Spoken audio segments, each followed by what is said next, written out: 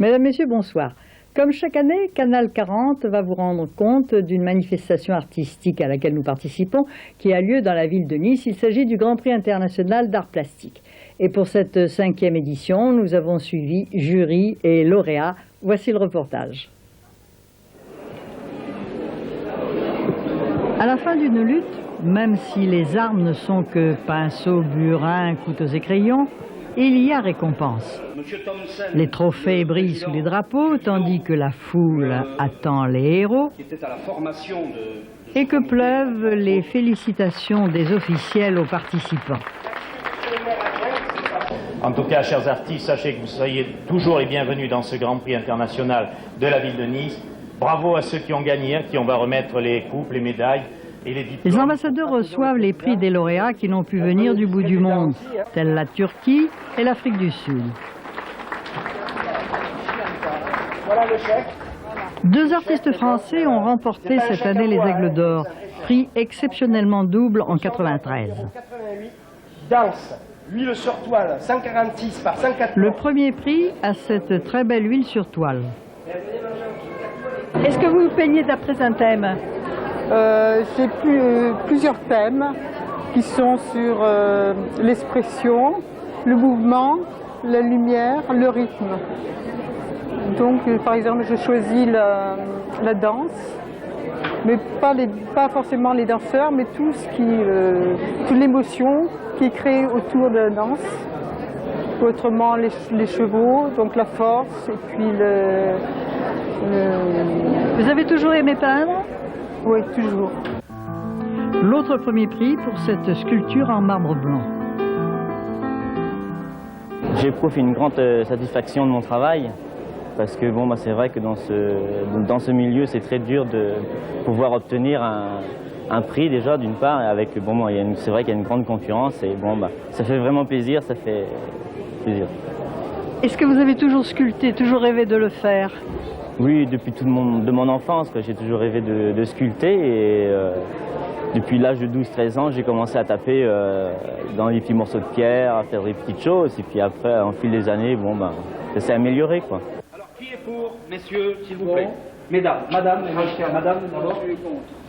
Cette manifestation artistique est très importante et le jury de professionnels a toujours beaucoup de mal pour sélectionner 125 œuvres sur les 400 envoyées par 22 pays.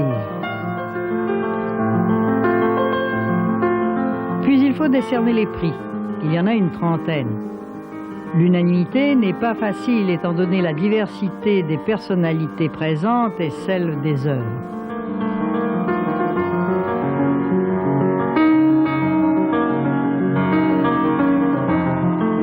N'y a-t-il pas trop de prix? Presque. Nous avons eu beaucoup de difficultés à attribuer tous les prix.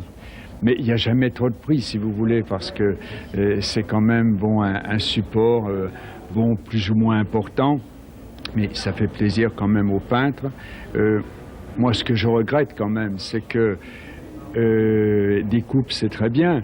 Mais il y aurait des achats, par exemple, des villes. Ce serait beaucoup plus encourageant pour les artistes d'avoir des œuvres achetées par les villes, par exemple. Hein? Ils pourraient faire une collection au fur et à mesure des années. La 5e édition de ce prix international d'art plastique a fait une grande place à la sculpture.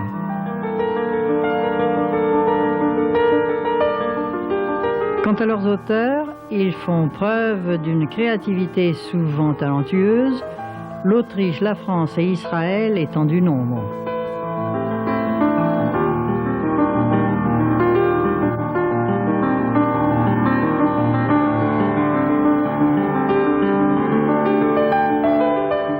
Chaque année, un invité d'honneur préside. En 1993, c'est Patrick Moya, artiste niçois, qui utilise les 4 lettres de son nom comme prétexte à ses peintures, sculptures, films ou performances.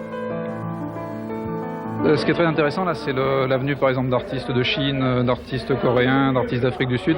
C'est de voir un peu les tendances différentes, de voir aussi que peut-être les Occidentaux tentent d'aller vers l'art asiatique, alors que les Asiatiques au contraire font de la peinture tout à fait occidentale. Ça c'est assez amusant de voir un peu les Occidentaux qui tendent vers le zen et au contraire les Chinois qui tendent vers la peinture complètement en matière occidentale. Vous-même, vous partez souvent vers l'Orient? Oui, ça m'est arrivé de travailler donc à Taïwan. J'ai été assez bien accueilli parce que mon travail est autour des lettres de mon nom. Donc autant en Occident, ça peut paraître assez étrange de travailler uniquement sur son nom, autant dans des pays où la calligraphie est une chose importante, c'est très bien accepté. À la fois, ça les fait rire parce que c'est mon nom, donc ça, ils n'ont pas trop l'habitude. En même temps, ça rejoint la poésie un peu de calligraphier parce que c'est à partir d'une chose qui n'a pas véritablement de sens. Sur le nom, ça n'a pas de sens. On fait un travail qui est sans cesse différent. Accrochées aux cimaises du Palais des Arts et des Sports Jean Bouin, toutes ces œuvres sont un témoignage d'espoir, mais aussi de connaissance.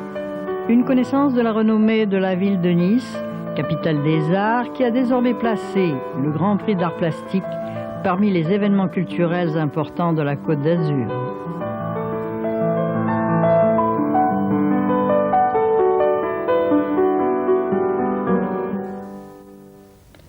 Demain, vous retrouverez Vaëlle Lérivain chez son magazine des loisirs. Elle vous emmènera, je crois, vers Monaco. Voici un aperçu de cette balade.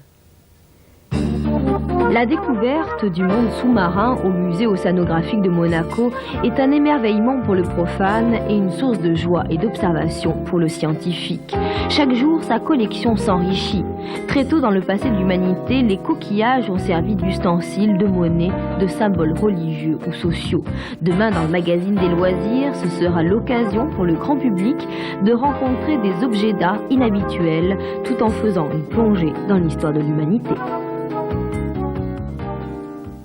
Artifice est maintenant terminé, pas les émissions de Canal 40, et je sais que vous allez les regarder, alors je vous souhaite une très bonne soirée.